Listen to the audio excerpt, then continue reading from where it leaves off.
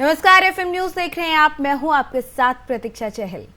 भारतीय तेल कंपनियों ने एक बार फिर से आम जनता की जेब पर एक बड़ी मार की है। जी हां, भारतीय तेल कंपनियों की तरफ से मंगलवार को फिर से पेट्रोल और डीजल के दोनों के ही वाहन ईंधनों के दाम में 80-80 पैसे प्रति लीटर का इजाफा कर दिया गया है। बता दें कि इससे पहले लगातार पेट्रोलियम कंपनियों की तरफ से दामों में बढ़ोतरी की जा रही थी। भारतीय पेट्रोलियम विपणन कंपनी इंडियन ऑयल कॉरपोरेशन के लेटेस्ट अपडेट के मुताबिक राष्ट्रीय राजधानी दिल्ली में पेट्रोल डीजल के दामों में 80-80 पैसे प्रति लीटर का इजाफा हुआ, जिसके साथ अब राष्ट्रीय राजधानी में पेट्रोल 104 रुपए 61 पैसे प्रति लीटर हो गया है, जबकि डीजल 95 रुपए 87 पैसे प्रति लीटर पहुंच चुका है। वहीं मुंबई की अगर बात की जाए तो वहां पर पेट्रोल का दाम 119 रुपए 67 पैसे प्रति लीटर तो डीजल 103 रुपए 92 पैसे प्रति लीटर पर बिक रहा है। साथ ही बताते चले कि 2 हफ्ते में 13 बार पेट्रोल डीजल के भाव में उछाल आ चुका है। 22 मार्च से ये बढ़ोतरी का सिलसिला शुरू हुआ और अभी तक कंट्रोल होने का नाम नहीं ले रहा। धीरे धीरे बढ़ोतरी के साथ 2 हफ्ते में अब तक करीब 9.5 रुपए यानी कि 9 रुपए 20 पैसे प्रति लीटर महंगा अब तक पेट्रोल हो चुका है। यानी कि आम आदमी की जेब पर एक बड़ी मार पड़ती हुई दिखाई दे रही है। जो दाम हैं वो लगातार आसमान छू रहे हैं। आम आदमी एक बार फिर महंगाई की चपेट में आ रहा है। आम आदमी को सबसे ज्यादा नुकसान इस बढ़ती महंगाई की वजह से इसलिए हो रहा है क्योंकि ट्रांसपोर्टेशन के जो प्राइजेस हैं वो बढ़ रहे हैं, क्योंकि पेट्रोल डीजल के दाम बढ़ रहे हैं तो ट्रांसपोर्टेशन के दाम बढ़ रहे हैं और ऐसे में हर एक चीज का दाम बढ़ रहा है। चाहे दूध की बात की जाए, दवाइयों की बात की जाए, तमाम वो चीजें जो आम आदमी अपनी मूलभूत सुविधाओं में ऐड करता है वो सभी हर दिन बढ़ रही हैं। दाम बढ़ने की वजह से स्थिति वहां पहुंच रही है जहां लोग इससे त्रस्त हो चुके हैं।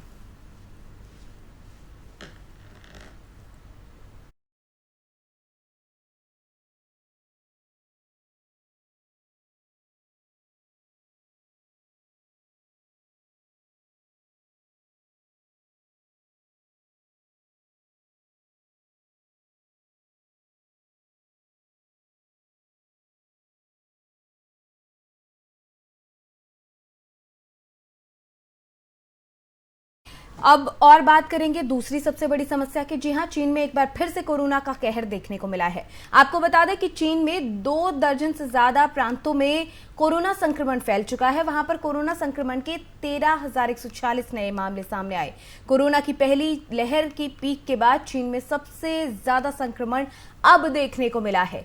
कोरोना की भयावहता का अंदाजा इस बार से लगाया जा सकता है कि चीन के वित्तीय शहर शंघाई में लॉकडाउन के बावजूद हालात खराब हैं। यहां अस्पतालों में कोरोना संक्रमित मरीजों को एडमिट करने की जगह नहीं बची है, तो वहीं इन सब के बीच में भारत में कोरोना को लेकर हालात पूरे तरीके से काबू में नजर आ रहे हैं। देश में 24 घंटे में कोरोना के 913 नए मामले सामने आए। वहीं एक्टिव केसों की संख्या 12,597 हो गई है, जबकि 4 करोड़ 25 लाख इससे ठीक हो चुके हैं। आपको बता दें कि चीन में एक बार फिर से कोरोना का कहर अपनी पीक पर है और ऐसे में कई शहरों में लॉकडाउन लगा दिया गया है। वहां की अर्थव्यवस्था पर भी इसका भारी असर पड़ रहा है और इसके साथ साथ अगर देखा जाए, क्योंकि चीन से बहुत सारी चीजें दूसरे देशों में निर्यात होती हैं और ऐसे में दाम जो बढ़ रहे हैं उसका कहीं ना कहीं एक बड़ा फैक्टर ये भी है, क्योंकि चीन के बहुत सारे शहरों में खासकर जो वहां के वित्तीय शहर है वहां पर लॉकडाउन होने की वजह से इन चीजों के दाम जो कि निर्यात कमजोर हो रहा है, तो ऐसे में दामों में बढ़ोतरी हो रही है और ऐसे में असर बाकी देशों पर पड़ रहा है। और इसी बीच में अगर भारत में कोरोना के केसेस की बात की जाए, हालांकि गाइडलाइंस में छूट मिली है लोगों को, बहुत सारे ऐसे रूल्स हैं जिनमें छूट दे दी गई है और ऐसे में अब खतरा ये था कि कहीं इस छूट के बाद केसेस ना बढ़ने लगे। हालांकि अभी भी हालात काबू में नजर आ रहे हैं। एक्टिव केस की संख्या फिलहाल देश में 12,597 है।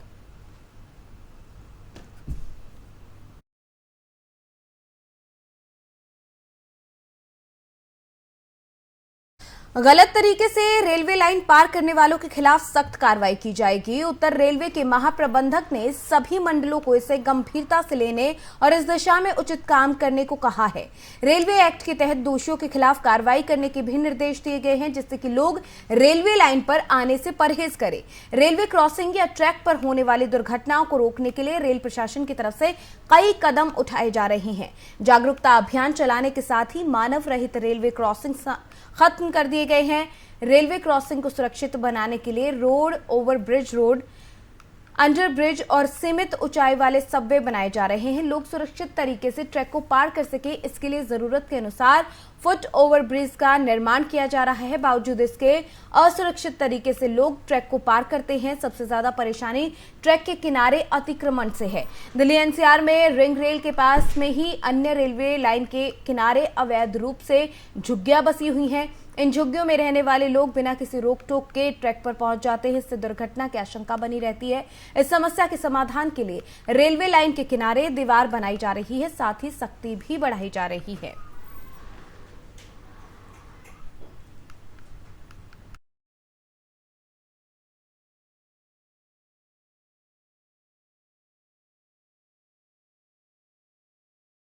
देश भर में नवरात्र का पावन पर्व बड़े ही धूमधाम से मनाया जा रहा है।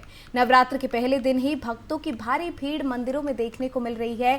साथ ही श्रद्धालुओं की आस्था मां दुर्गा को देखने के लिए लगातार लोगों में जागरूकता हो रही है। और इस बात की अगर बात की जाए, क्योंकि आज चौथा दिन है और चौथे दिन मां कुष्ठमांडा की पूजा की जाती है, और इस रिपोर्ट के जरिए हम आपको बताएंगे कि आखिर ये पूजा कैसे की जाती है और कैसे भक्तों को इसका सबसे ज्यादा फायदा पहुंच सकता है। ये रिपोर्ट देखिए।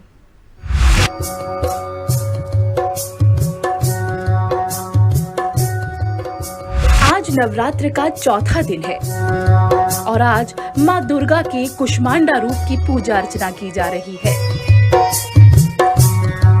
दरअसल माँ दुर्गा को कुम्हरे की बलि बहुत प्रिय है, इसीलिए माँ दुर्गा का नाम कुष्मांडा पड़ा। इसके साथ ही देवी माँ की 8 भुजाएं होने के कारण इन्हें अष्टभुजा वाली कहा जाता है। इनके 7 हाथों में कमंडल, धनुष, बाण, कमल, अमृत से भरा कलश, चक्र और गदा नजर आता है, जबकि 8वें हाथ में जप की माला रहती है। कहते हैं कि सूर्य देव के ऊपर माँ कुष्मांडा का आधिपत्य रहता है और सूर्य देव को दिशा और ऊर्जा देवी माँ ही प्रदान करती है।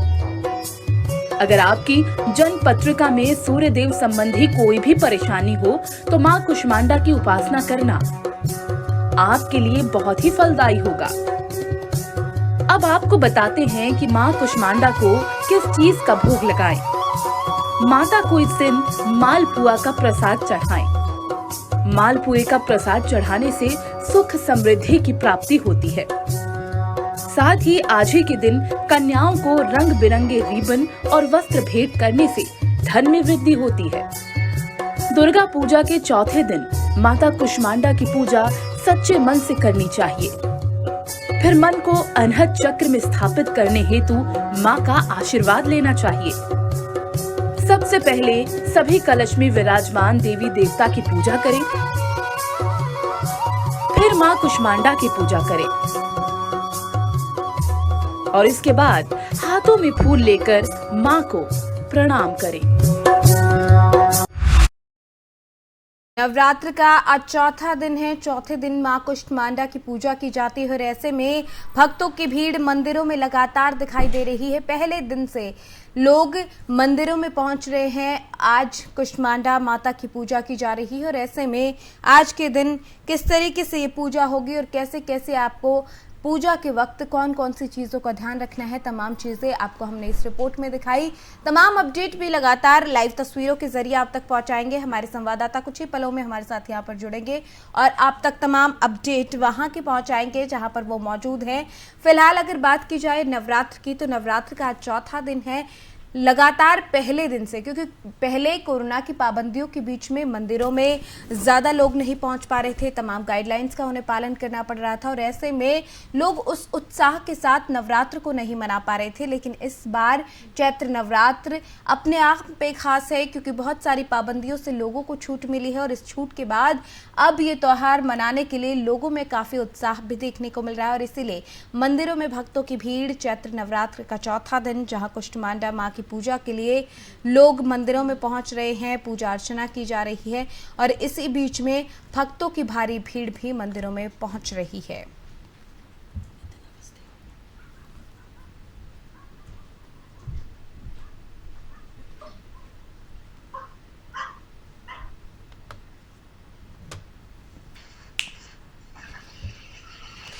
तो वही लखनऊ से हमारे सहयोगी नितिन हमारे साथ यहाँ पर जुड़ गए हैं। नितिन, लगातार जब से नवरात्र शुरू हुए हैं, इस बार लोगों में बड़ा उत्साह है, भक्तों में बड़ा उत्साह देखने को मिल रहा है। आज की अगर बात की जाए, आज का दिन कितना खास भक्तों के लिए?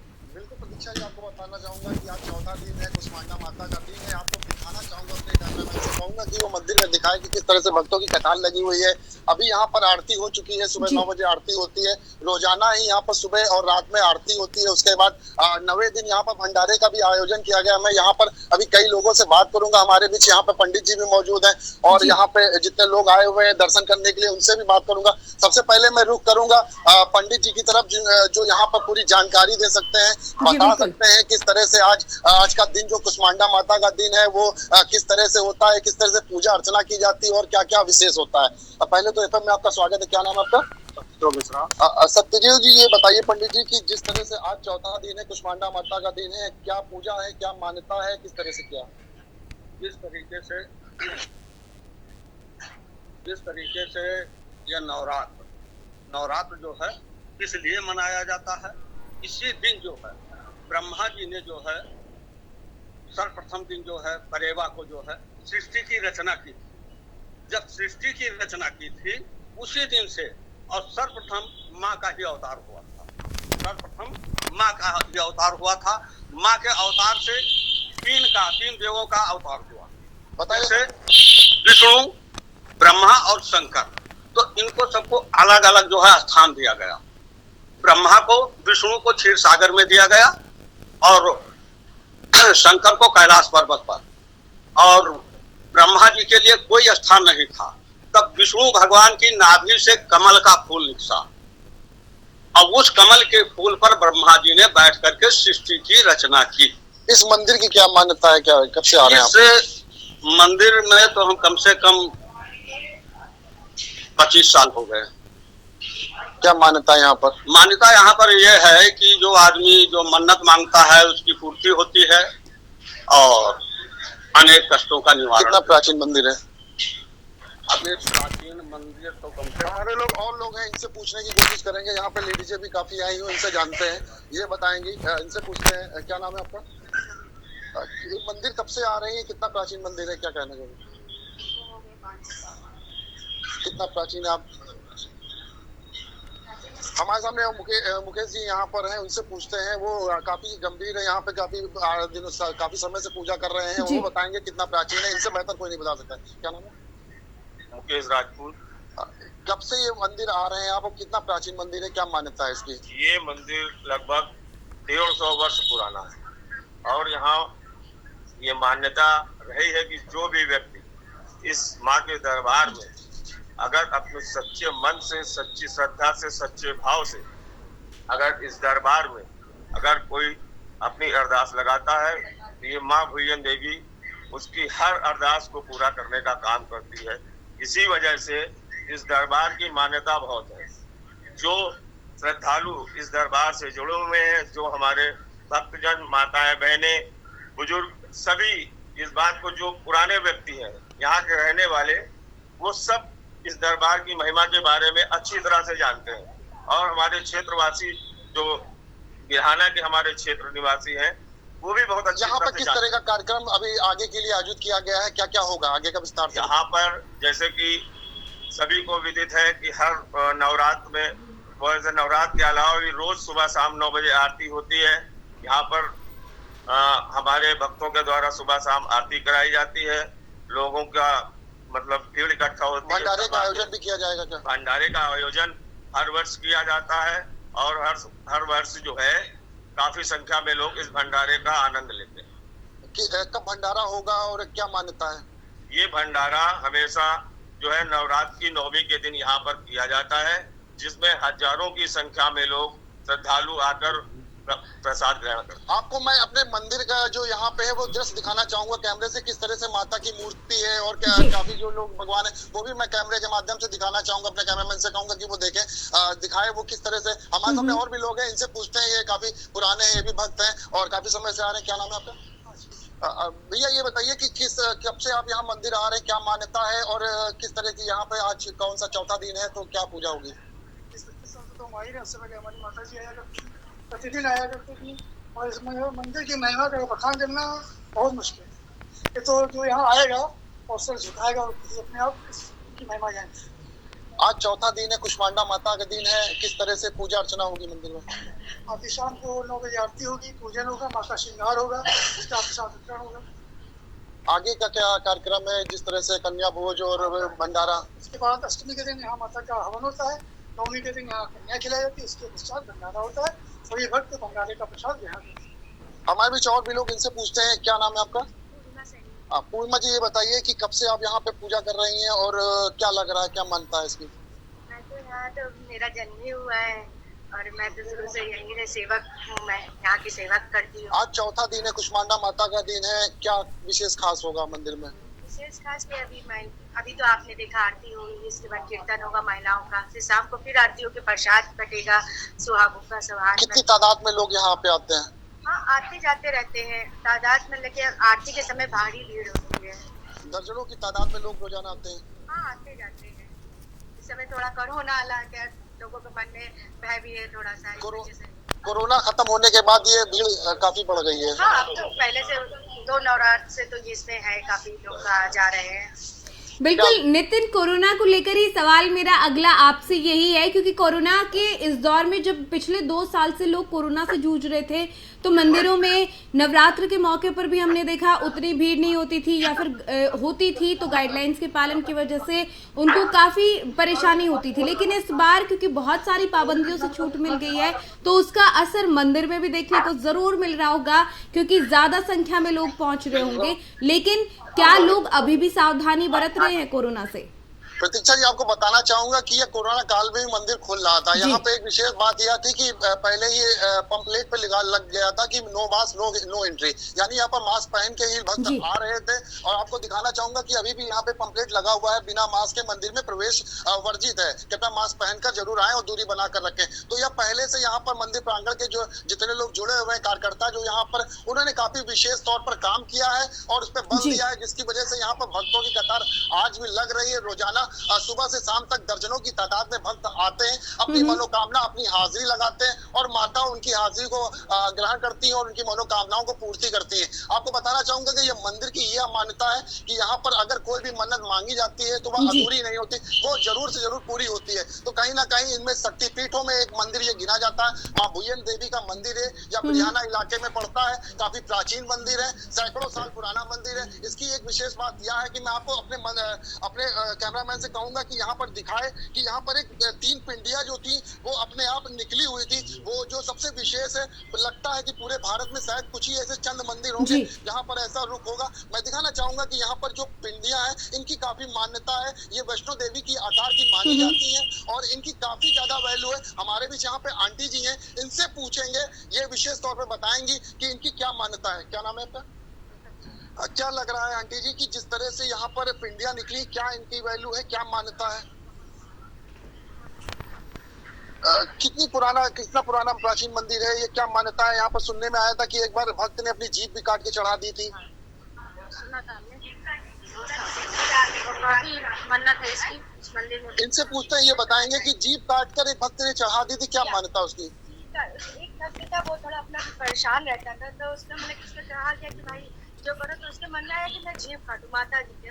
तो इसी दरबार में इसी जगह पे अपनी जीभ काट दी थी और बहुत ही एक दिन में ही रातों रात में उसकी जीभ वापस आ गई। माता की कृपा। प्रतीक्षा जी, आपने जैसे सुना कि भक्तों का कहना है यहाँ पर एक भक्त ने अपनी जीप चढ़ा दी थी काट के और रातों रात उसकी जीप वापस आ गई, तो अब इससे वैल्यू लगा दी जा सकती है कि मंदिर में क्या मान्यता है। जी नितिन, अगर हम बात करें, क्योंकि देखिए आपने बताया कि बहुत सारी मान्यताएं इस मंदिर को लेकर हैं, बहुत लोगों की आस्था यहाँ पर है, अगर इसे जिस तरीके से आप बता रहे हैं तो नवमी का त्योहार भी, नवमी का दिन भी यहाँ पर बहुत खास होता होगा, किस तरीके से मनाया जाता है वहाँ पर नवमी को?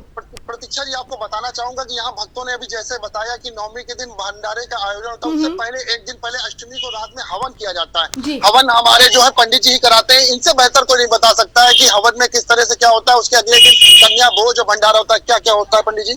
यहाँ पर सर्वप्रथम जो है पहले तो आरती पूजन होगी सुबह, और फिर शाम को जो है हवन होता है।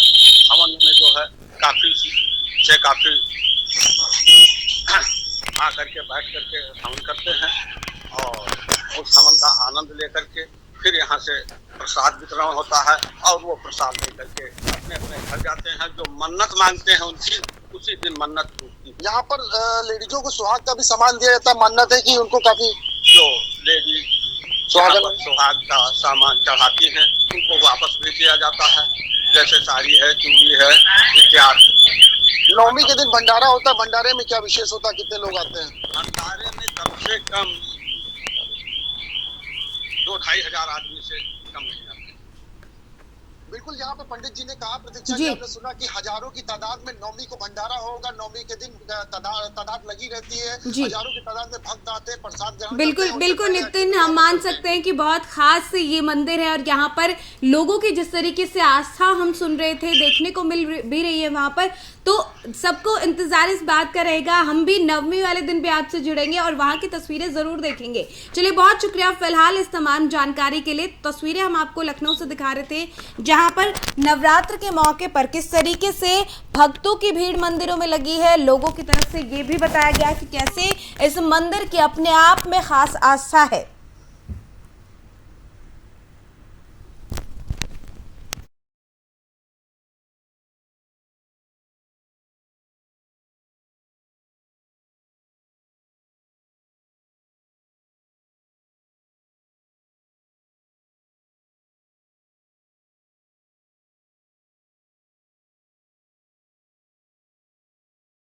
नवरात्र का आज चौथा दिन है। चौथे दिन चैत्र नवरात्र के चौथे दिन मां कुष्मांडा की पूजा होती है और ऐसे में लखनऊ से तस्वीरें हमने आपको दिखाई कि कैसे जो भक्त हैं उनमें उत्साह है। कोरोना के बाद जब अब लोगों को त्योहार अच्छे से मनाने का मौका मिल रहा है तो वो पूरी आस्था के साथ मंदिरों में पहुंच रहे हैं, मां के दर्शन कर रहे हैं और ऐसे में मां कुष्मांडा की पूजा के दिन भक्तों की भीड़ लखनऊ के मंदिरों में लगी हुई थी और वहां की तस्वीरें हमने आपको दिखाई कि किस तरीके से लोगों में बड़ा उत्साह है। और सबसे ज्यादा इंतजार लोगों को नवमी के दिन का है, क्योंकि वहां पर विशेष भंडारे का आयोजन होगा। 2 से 2.5 हजार लोग वहां पर पहुंचते हैं और खास तौर पर इस भंडारे में जाकर हिस्सा लेते हैं। तो चलिए, बुलेटिन में फिलहाल मेरे साथ इतना ही। तमाम और खबरों के लिए बने रहिए FM न्यूज के साथ। नमस्कार।